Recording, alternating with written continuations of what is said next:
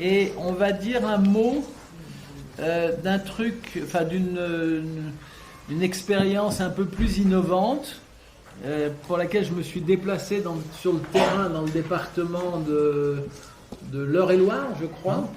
Je suis allé visiter une chaudière à Miscanthus.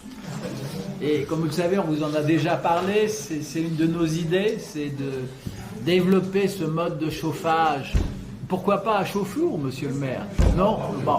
Ça s'appelle chauffe-four.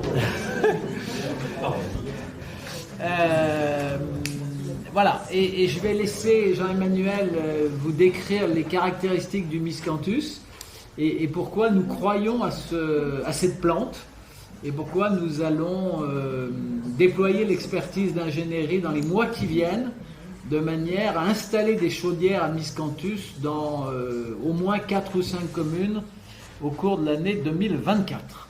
En fait, il y a deux axes sur le développement de cette filière. Le premier axe, c'est avec la Chambre d'agriculture et surtout les agriculteurs, de développer des petites surfaces de plantation de Miscanthus, donc ça ressemble à un roseau. Voilà. Alors, évidemment, on parle de petites surfaces, on parle de 4 à 5 hectares pour alimenter une chaudière de 100 kW, on ne parle pas de grandes plantations.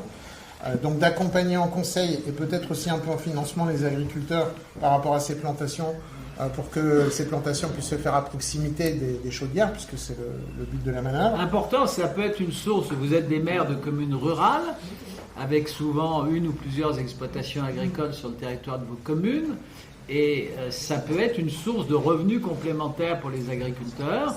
Donc je pense que vous lancez dans les chaudières au Miscanthus vous permettrez à la fois de faire des économies, de moderniser considérablement vos installations de chauffage, et d'associer quelque part les agriculteurs de votre commune ou d'une commune limitrophe à la mise en place de cette nouvelle technologie. En fait, cette plante, elle a plusieurs vertus. C'est aussi une plante dépolluante. Donc, dans certaines zones polluées, ça peut avoir un intérêt. Elle ne souffre pas de sol argileux, donc c'est pas non plus forcément un souci. Elle est récoltée, fauchée une fois par an, voilà, simplement. Et puis en parallèle de ça, donc on s'est intéressé, puisque à l'égide de l'Alsace, qui fait depuis 20 ans, et l'Eure-et-Loir depuis une bonne dizaine d'années, donc on a rencontré les différents fabricants en fait, de chaudières à Miscanthus.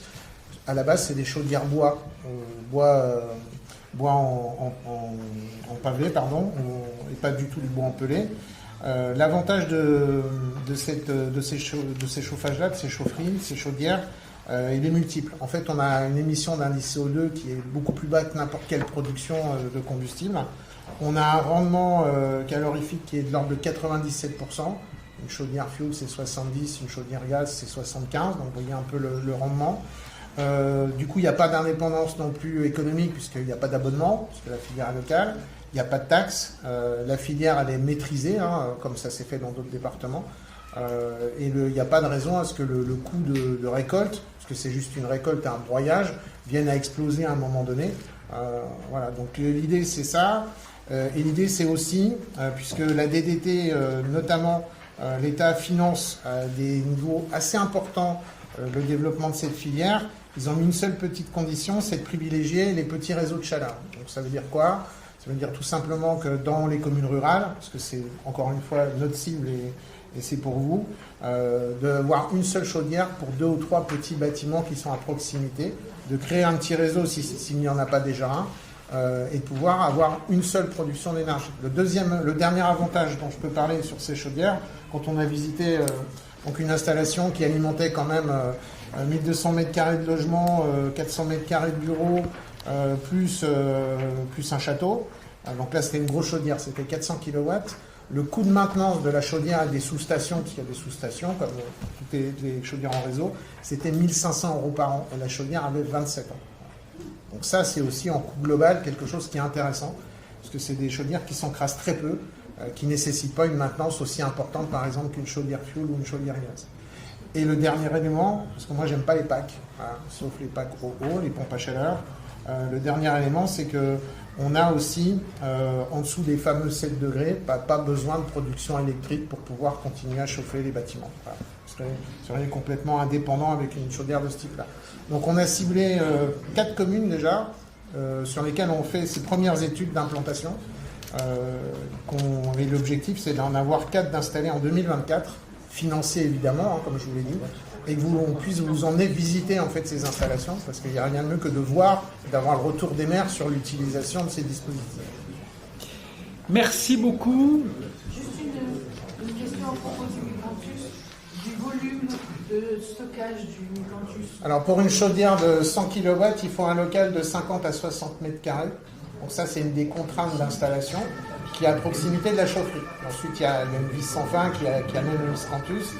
Et ce local-là, il doit être rechargé par l'agriculteur qui stocke. Alors, ça, c'est une des solutions. Donc, ce local doit être rechargé en gros tous les 2 mois. Mais il y a une autre solution, en fait, qui est d'avoir un plus petit local si l'agriculteur est à côté. Il y a beaucoup d'agriculteurs aujourd'hui, notamment dans les Yvelines, mais comme partout, qui ont des bâtiments dont ils ne se servent plus, des hangars et autres. Donc, à ce moment-là, ils feraient le stock intermédiaire. Dès que la plantation, la récolte se fait, ils stockeraient dans leur bâtiment, puis ensuite ils alimenteraient. Donc c'est toute cette logistique-là qu'on est en train d'étudier aussi pour pouvoir mettre tout ça en place de façon optimale. Pas d'autres questions sur ce rapport d'activité, enfin sur ce point d'activité plus exactement. Contacter les agriculteurs pour justement... Alors en fait le prestataire qu'on a rencontré qui est à l'initiative de 90% des plantations de Miscanthus en France, ils ont le réseau des agriculteurs. Par contre, nous, ça va être à l'échelle des Yvelines. Donc, on va commencer par la chambre d'agriculture, parce qu'il faut quand même les associer, c'est la base. Et puis ensuite, on ira... Il y a déjà une quarantaine d'agriculteurs qui plantent du Miscanthus dans les Yvelines. Mais ils s'en servent surtout aujourd'hui pour du paillage à chevaux, et pas pour valoriser de façon énergétique. Donc, il y a aussi ce potentiel-là. Mais oui, il y aura un travail avec les agriculteurs et avec les maires des communes, parce que si on veut créer un réseau, il faut que tout le monde soit associé dès le départ. Alors d'abord, il y a des maires qui sont agriculteurs, il y en a un certain nombre dans cette salle, j'en aperçois au moins un. Ensuite, on va s'appuyer sur Pauline, dont je rappelle qu'elle est la vice-présidente en charge de l'agriculture au sein du département, et qui nous mettra en relation avec tous les agriculteurs qui peuvent être intéressés, et je crois vraiment que ça peut les intéresser d'un point de vue économique. Voilà. Voilà ce que je voulais vous dire sur ce point d'activité.